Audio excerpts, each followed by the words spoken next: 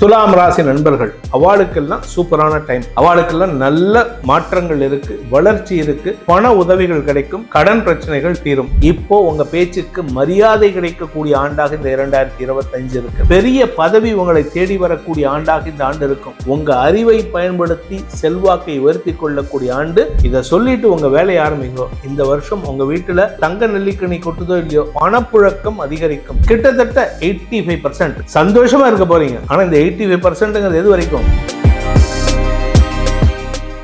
துலாம் ராசி நண்பர்கள், இந்த துலாம் ராசியை பொறுத்த வரைக்கும் 5ஆம் இடத்துல சனி இருந்ததுனால வியாபாரத்துல ஒரு தடுமாற்றம், எல்லாருக்கூடையும் சண்டை, தேவையில்லாத பேச்சுக்கள். ஏன்னா 2ஆம் இடத்திற்கு சனி பார்வை இருந்தது.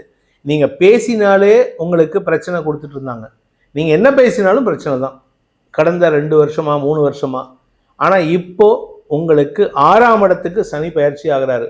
சனி பகவானை பொறுத்த வரைக்கும் 3, 6, 11 இந்த 3 இடங்கள்ல எந்தெந்த ராசிகளுக்கு இருக்கோ அவாளுக்கெல்லாம் சூப்பரான டைம். அவாளுக்கெல்லாம் நல்ல மாற்றங்கள் இருக்கு, வளர்ச்சி இருக்கு, பண உதவிகள் கிடைக்கும், கடன் பிரச்சனைகள் தீரும். 12ஆம் இடத்துலேருந்து 6ஆம் இடத்துலேருந்து 12ஆம் இடத்தை பார்க்குறாரு, கன்னி ராசியை பார்க்குறாரு. அதனால கடல் கடந்த தொடர்புகள் உங்களுக்கு லாபத்தை ஏற்படுத்தும். நீங்க தொட்டது துலங்கக்கூடிய ஆண்டு, வருமானம் அதிகரிக்கக்கூடிய ஆண்டு, பணப்புழக்கம் அதிகரிக்கக்கூடிய ஆண்டு. உங்ககிட்ட இத்தனை நாளா நீங்க ஒரு பழைய டிஷர்ட் போட்டுன்னு சுத்தின்னு இருப்பீடு. இந்த வருஷம் பாருங்க, இந்த வருஷம் மார்ச் மாசத்துலேருந்தே உங்களை மெருகேற்றிப்பீங்க. டிப்டாப்பா நல்லா போட்டு, நல்ல ஒயிட் ஷர்ட் போட்டு, டார்க் பேண்ட் போட்டுண்டு, நல்ல லெதர் பெல்ட் போட்டுண்டு, ஷூ போட்டுண்டு, அப்படியே பார்த்தா அவங்கள பார்த்தா ஜம்முன்னு மாப்பிள்ளை மாதிரி இருப்பீடு. ஏன்னா 50-60 வயசாக இருக்கும்.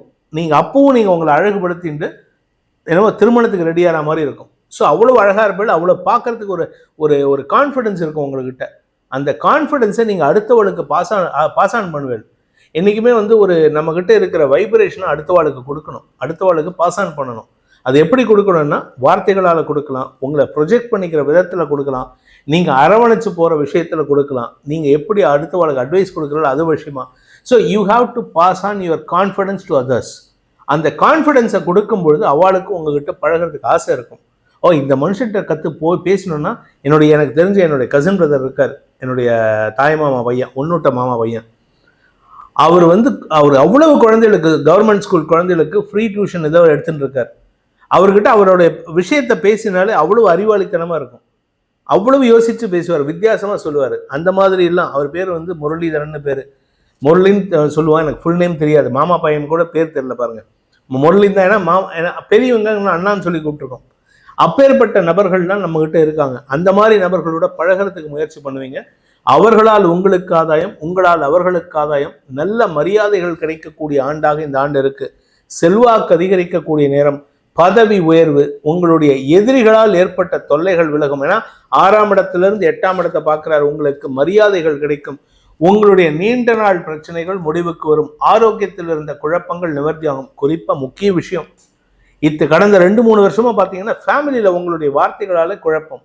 நீங்க எடுத்தறிஞ்சு பேசுறது, நக்கலா பேசுறது, இதெல்லாம் நடந்திருக்கும்.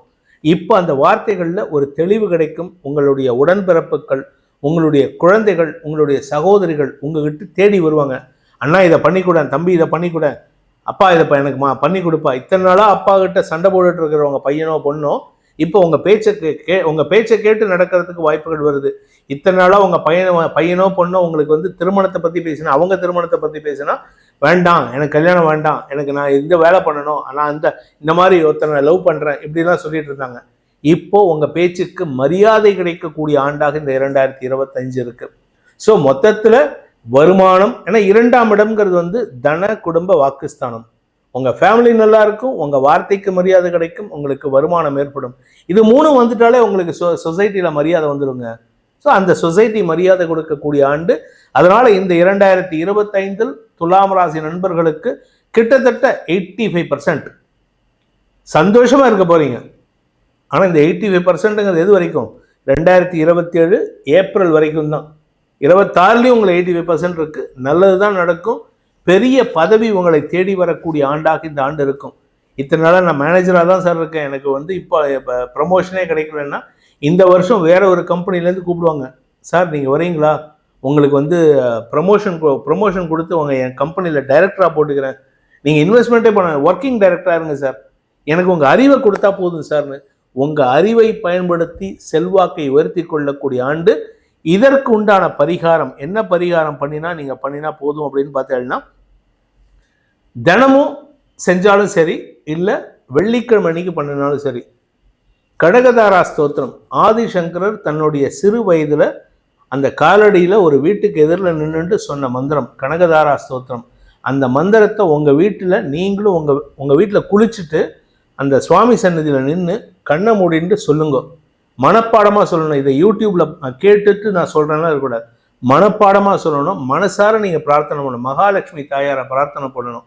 வெள்ளிக்கிழமை காலை 7:30 மணிலேருந்து 9 மணிக்குள்ளே அதை சொல்லிட்டு, இல்லை ஈவன் சூரிய உதயத்துக்கு முன்னாடி கூட சொல்லலாம்.